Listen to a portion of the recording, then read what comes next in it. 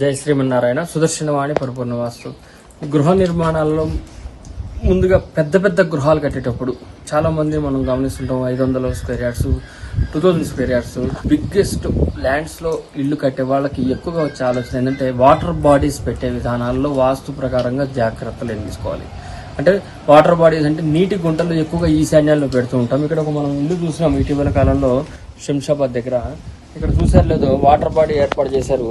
ఈ water body అనేది చూసారు లేదు, ఇది నార్త్ ఈస్ట్ కార్నర్ లో చక్కగా వాళ్ళు ఈశాన్య భాగం వరకు తీసుకొని దాన్ని ఇట్లాగా ఉత్తరానికి తీసుకెళ్లి ఇట్లా నార్త్ ఈస్ట్ నుంచి ఉత్తరానికి కూడా కొంత వాటర్ బాడీని తీసుకెళ్లి ఇందులో తామర పూలు వేసి, ఇక్కడ చూసారు లేదో ఉత్తరం వైపు కూడా ఉత్తరం ఎంట్రన్స్ దగ్గర కూడా వాటర్ బాడీ తీసుకెళ్లి ఇట్లా ఏర్పాటు చేశారు.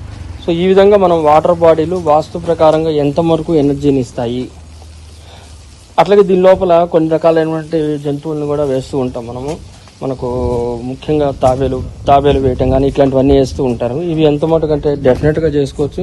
వాస్తు వల్ల దీనికి ఎటువంటి ఇబ్బంది లేదు.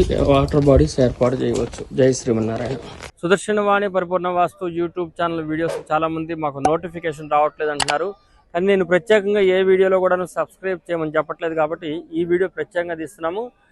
మన సుదర్శనవాణి ఛానల్ని యూట్యూబ్లో కానీ, ఇన్స్టాలో కానీ, ఫేస్బుక్లో కానీ ఫాలో అవ్వటం కానీ, సబ్స్క్రైబ్ చేయటం కానీ చేస్తూ అందరికీ కూడా ఫార్వర్డ్ చేస్తుంటే మన సుదర్శనవాణి ద్వారా వచ్చే వాస్తు వీడియోలు అందరికీ కూడాను అందజేసే అవకాశం ఉంటుంది. మనం నియమాలు పాటించడమే కాదు, మంచి మంచి వీడియోలు అన్నీ కూడాను మనం ఇతరులకు కూడా ఫార్వర్డ్ చేద్దాము. జై శ్రీమన్నారాయణ.